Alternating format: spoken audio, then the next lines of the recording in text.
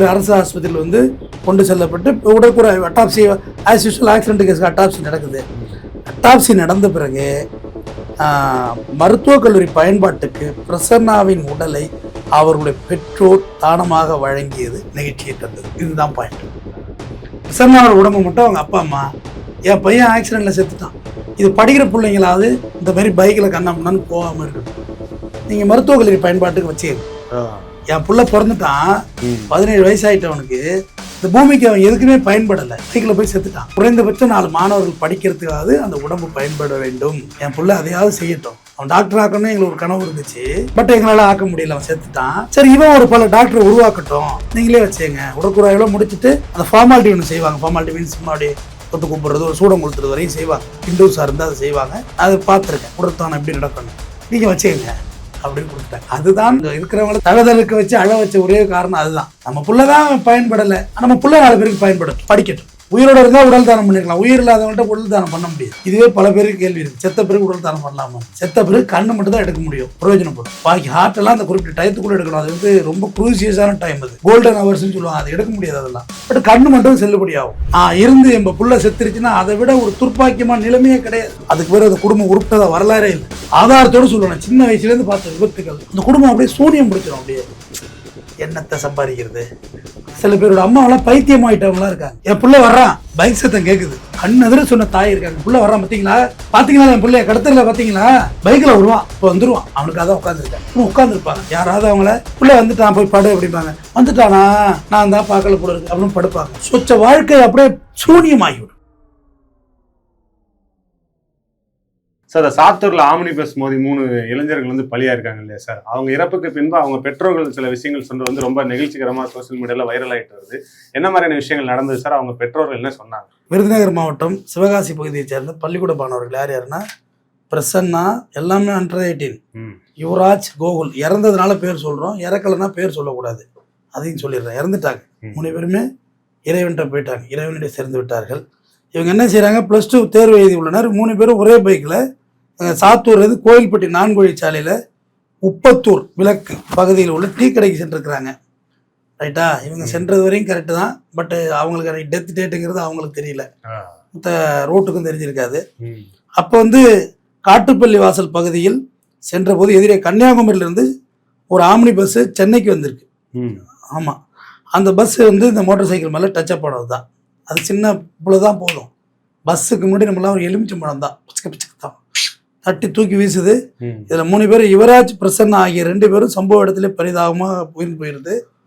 கோகுல் மட்டும் உயிருக்கு போராடுறாரு. அவரை கொண்டு போய் மருத்துவமனையில் போகும்போது பரிதாபமாக போகிற வேலை ஆண்டி வேலை, அவ்வளோதான், கொஞ்சோண்டு உயிர் எடுத்துட்டு இடந்திருக்கும் சேர்த்துருப்பாங்க, முடிஞ்சு போச்சு. பஸ்ஸை ஓட்டிட்டு வந்த ஆஸ்டினையும் 26 வயசு, அவர் எந்த ஊர் பண்ணால் கன்னியாகுமரி மாவட்டம் கருங்கல் பகுதியை சார்ந்தவர், அவரையும் கைது செஞ்சிடறாங்க. இது வந்து ரெகுலராக நீங்கள் ஒரு விபத்தை பார்த்துருப்பீங்க. சரி, ரெகுலர் விபத்தில் இதில் என்ன ஸ்பெஷல்? நான் இதை எப்படி தனித்துவமாக எதுக்காக சொல்ல விரும்புகிறேங்கிறது தான் விஷயம். இது ஆஸ் யூஸ்வல் ஆக்சிடென்ட், ஓகேவா? இதே மாதிரி ஒன் ஃபைண்டு 2002 வாக்கில் நானும் என்னுடைய 2 நண்பர்கள், அன்னைக்கு வந்து ஹிஸ்ட்ரி ஜியோகிராஃபி எக்ஸாமு, நான் நல்லா நல்லா எழுதியிருந்தேன், 199 மார்க் வாங்கியிருந்தேன். மாவட்டத்தில் ஃபர்ஸ்ட் மார்க்கு, இன்னமும் யாரும் எடுக்கலை எங்கள் மாவட்டத்தில். அந்த நல்லா எடுத்து எழுதியிருக்கிற ஒரு ஜாலியில் நானே என்னோட நண்பர் 2 பேர், அவர் இன்னைக்கு பெரிய பிஸ்னஸ்மேன் ஆயிட்டாரு, எங்கள் ஊர்லேயே மிகப்பெரிய தொழிலதிபர் இளம் வயசில். அவர் இன்னொரு நண்பர், அவரும் நல்லா வீடெல்லாம் கட்டி செட்டில் ஆனவர் தான். 3 பேரும் ஒரே ஜாவா பைக்கில், ஜாவா எஸ்டின்னு சொல்லி 250 கிளாசிக்னு வந்த வண்டி வரும், சூப்பராக இருக்கும் வண்டி, செம்ம வேகம்னா. அந்த வேகம்லாம் எனக்கு என்னன்னே தெரியல. பரீட்சை எழுதின ஜோரு வண்டி, அது என்ன செய்யணும், லேட்டாக சூடாக இன்னும் ஸ்பீடாக போகும் அந்த வண்டி. போய் பொந்துச்சு பாருங்க, ஒரு ஒரு பெரிய தாழங்காடு, அதில் தான் புழைச்சிருப்போம். அதில் புழைச்சி ஒரு சவுக்கு பெரிய மரம் உள்ளதில் கொண்டு விட்டேன். ஆனால் அதில் பார்த்தீங்கன்னா இப்படியெல்லாம் கீழாட்டாக இருந்திருக்கு. அது ஒன்று இப்போ தச்சிருந்தேன்னா, ஏன்னா எங்களோட ஃபார்ச்சுனேட், நாங்களோ எங்கள் முன்னோர்கள் செய்த புண்ணியமோ, ஃபார்ச்சுனேட்டாக அந்த 2 பட்டத்துக்கு நடுவில் பைக் வந்துட்டு அந்த தாழை வந்து பெரிய லெவலில் வேகத்தை குறைச்சிட்டு அப்படியே பிள்ளைன்னு கிடக்குறோம். அப்படியே அடிபட்டு அடுத்த நாள் பரிச்சை இருக்கு. அப்புறமா ஒரு டிராக்டர்ல ஏறி வீட்டுக்கு போயிட்டு அப்புறம் அந்த பைக்கை எடுத்து அந்த வீட்டில் போட்டோம். சரி, விபத்து நடந்துருச்சு அப்படின்னா எங்கள் அப்பாவும் ஏதோ விழுந்துருப்பாங்க கூட நினச்சிட்டாரு. அந்த விபத்து நடந்த இடத்த போய் பார்த்தோன்னா தெரிஞ்சிருக்கு கோளாறு ஆயிட்டுனா ஓடி ஒழிஞ்சிட்டேன். வேற என்ன பண்றது, ஆ. ஒளிஞ்சிட்டேன். அப்புறம் அவரை படிக்க சொல்ல அவன் எக்ஸாம் முடிக்கிட்டு பேசிக்குவோன்னு விட்டாரு. அப்புறம் அவர் சரி பண்ணிட்டார் வண்டியை. பட் அதில் இன்னொரு நண்பர் ஃபைன் பிறகு சில ஆண்டுகள் பல ஆண்டுகள் கழித்து 2013-12 வாக்கில் விபத்தில் இறந்துட்டார். அப்போவே அவருக்கு தெரிஞ்சிருக்கு. இல்லை, அவர் இறந்துட்டார். ஒரு ஈவினிங் டயத்தில் ஆக்சிடென்ட் ஆகி சம்பவ இடத்துல இறந்துட்டார். குழந்தையெல்லாம் இருந்தது அவருக்கு. சரி, இது எதுக்கு சொல்ல வந்தோம்னா, இது எல்லாரோட வாழ்க்கையிலையும் அந்த வயசில் நடந்திருக்கு. பட் நம்ம ஏதோ ஃபார்ச்சுனேட்டாக அப்போ எல்லாம் சாகலை, அவ்வளோதான் விஷயம். நமக்கு கிரேஸ் பீரியட் இருந்திருக்கு, இல்லைன்னா எப்பயோ போயிருந்துருக்கும். இப்போ இதில் என்ன ஸ்பெஷல் இந்த விபத்தில் அப்படின்னு பார்த்தீங்கன்னா, நான் எதுக்கு சொல்லணும்னா, அந்த பெற்றோர்கள் இருக்காங்களே, 3 பேர் பாடியும் உடற்கூறாய்வு அரசு ஆஸ்பத்திரியில் கொண்டு செல்லப்பட்டு உடற்கூறாய்வு அட்டாப்சி, ஆஸ் யூஸ்வல் ஆக்சிடென்ட் கேஸ்க்கு அட்டாப்சி நடக்குது.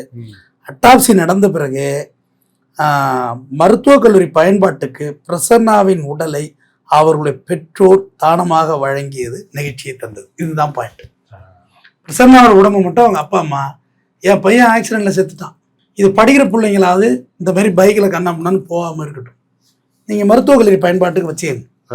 என் புள்ள பிறந்துட்டான், 17 வயசாயிட்டவனுக்கு, இந்த பூமிக்கு அவன் எதுக்குமே பயன்படலை, பைக்கில் போய் செத்துட்டான். குறைந்தபட்சம் 4 மாணவர்கள் படிக்கிறதுக்காவது அந்த உடம்பு பயன்பட வேண்டும், என் புள்ள அதையாவது செய்யட்டும். அவன் டாக்டர் ஆக்கணும்னு எங்களுக்கு ஒரு கனவு இருந்துச்சு, பட் எங்களால் ஆக்க முடியல, அவன் செத்துட்டான். சரி, இவன் ஒரு பல டாக்டர் உருவாக்கட்டும், நீங்களே வச்சுங்க. உடற்கூறாய்வு முடிச்சுட்டு அந்த ஃபார்மாலிட்டி ஒன்று செய்வாங்க. ஃபார்மாலிட்டி மீன்ஸ் சும்மா அப்படியே தொட்டு கும்பிட்றது, ஒரு சூடம் கொடுத்துறது வரையும் செய்வாங்க. ஹிந்துஸாக இருந்தால் அதை செய்வாங்க.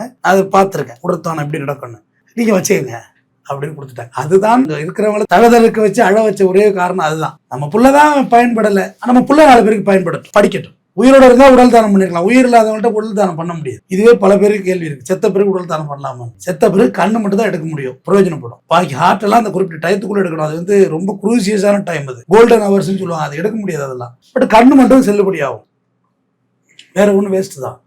அவன் மண்ணு திங்க போகிற உடம்பு நெருப்பு திங்க போகுது, ஜுவாலை திங்க போகுது, ரைட். 4 மாணவன் படிக்கட்டும்னு நினைக்கிறது, அதுக்கு ஒரு மனநிலை வேணுங்க, எல்லாராலையும் அது முடியாது.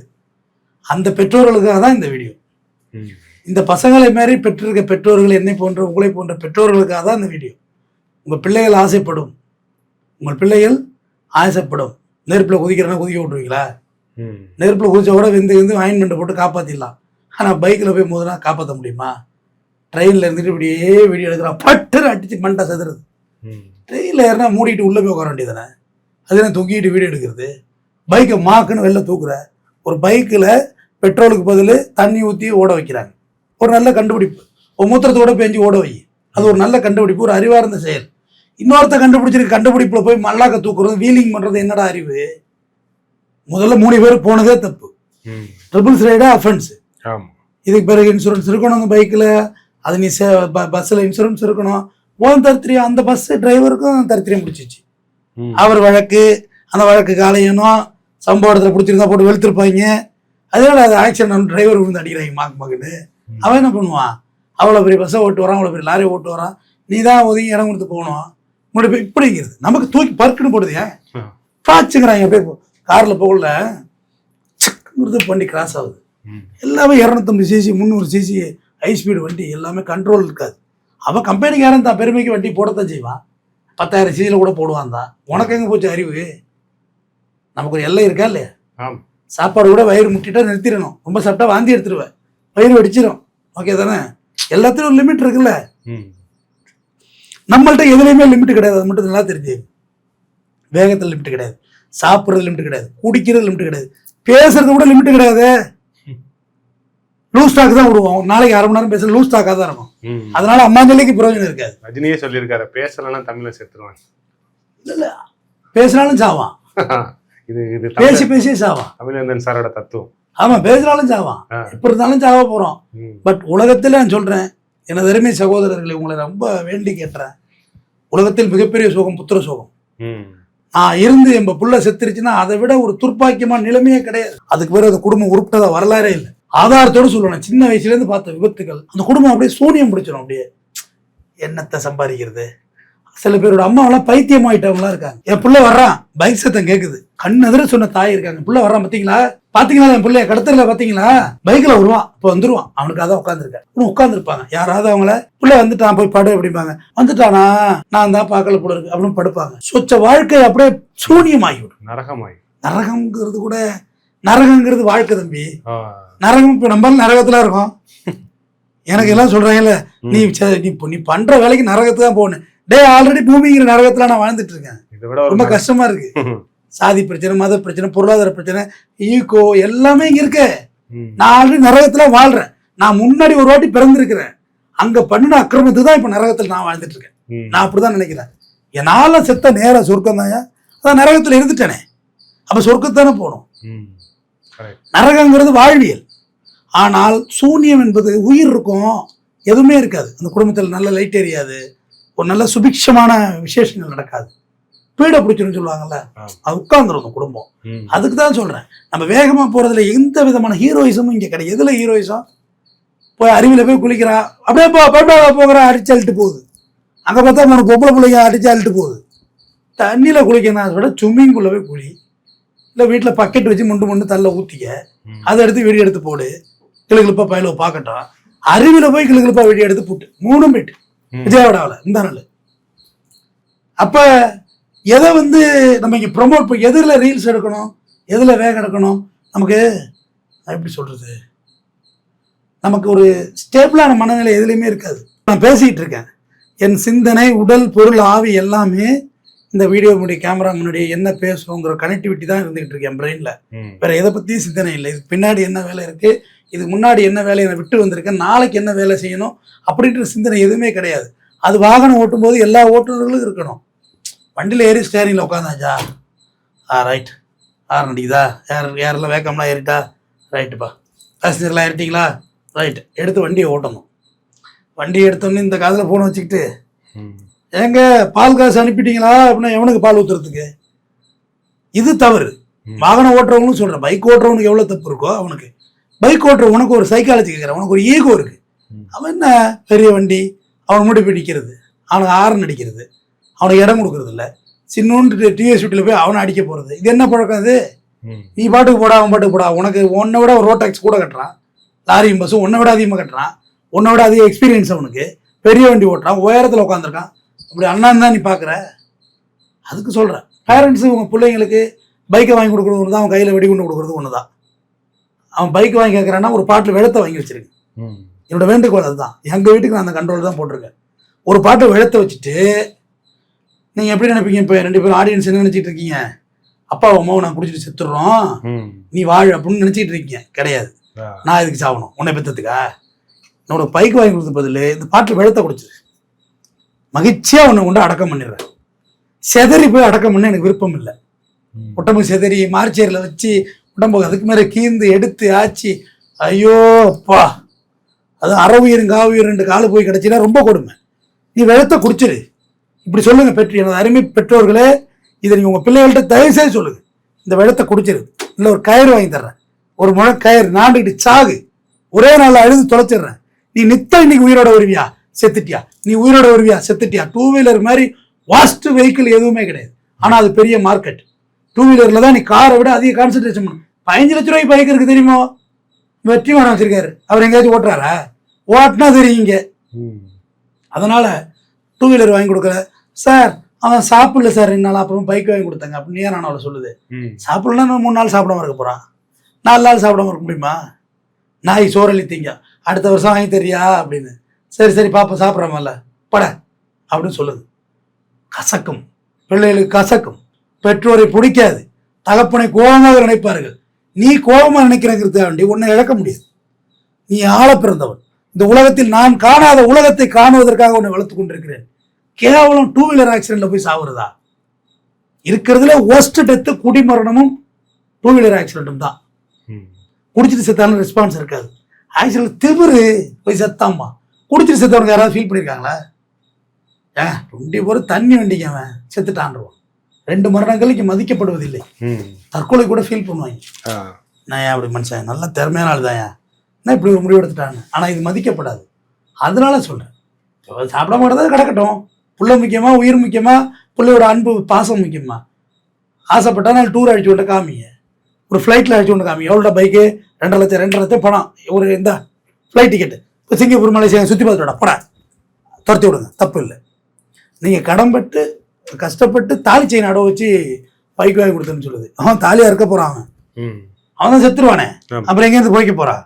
பார்த்துக்கிட்டு தானே இருக்கும். டெய்லி நீங்கள் வாங்க, நீங்கள் வந்து உங்களுக்கு எங்கே அழைச்சிட்டு போனால் உங்களுக்கு இதை பற்றி புரியும்னா, போக்குவரத்து புலனாய்வுன்னு சென்னையில் தனியாக இருக்குது, ஆவடியில் இருக்குது, பள்ளிக்கரணில் இருக்குது, புத்தேரில் இருக்குது, அடையாறில் இருக்குது. இதெல்லாம் புலனாய்வு ஆக்சிடென்ட் கேஸ் மட்டும் ஹேண்டில் பண்ணுவாங்க. அங்கே போங்க, 5 குடும்பங்கள் அழுது கொண்டு தான் இருக்கிறது. மார்ச்சரிக்கு போங்க, தினம் குடும்பங்கள் அழுது கொண்டு தான் இருக்கிறது. தினம் விபத்துகள் நடந்துக்கிட்டு தான் இருக்குது. பட் அது ஹேப்பண்டில் நம்மளும் ஒரு நாள் இருப்போம். எனக்கு விபத்தே நடக்காதான் நான் பேசலை. பட் நான் ஓரளவு லைஃப் ஸ்டைல்லாம் பார்த்துருக்கோம்ல.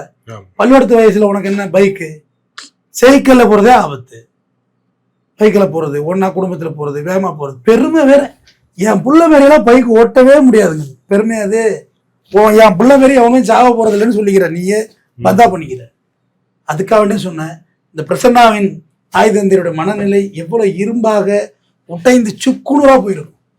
அந்த பாடியை வேண்டாம், நான் கொண்டு கொளுத்த கூட எனக்கு மனசு இல்லை, நீங்கள் வச்சேங்க, மருத்துவமனைக்கே வச்சேங்க அப்படின்னு சொல்கிறதுக்கு எவ்வளோ ஒரு வலி இருந்திருக்கும். அந்த வலியை அவங்க பெற்றோர்களுக்கு கொடுத்துடாதீங்க. தொடர்ந்து பேசுவோம். நன்றி.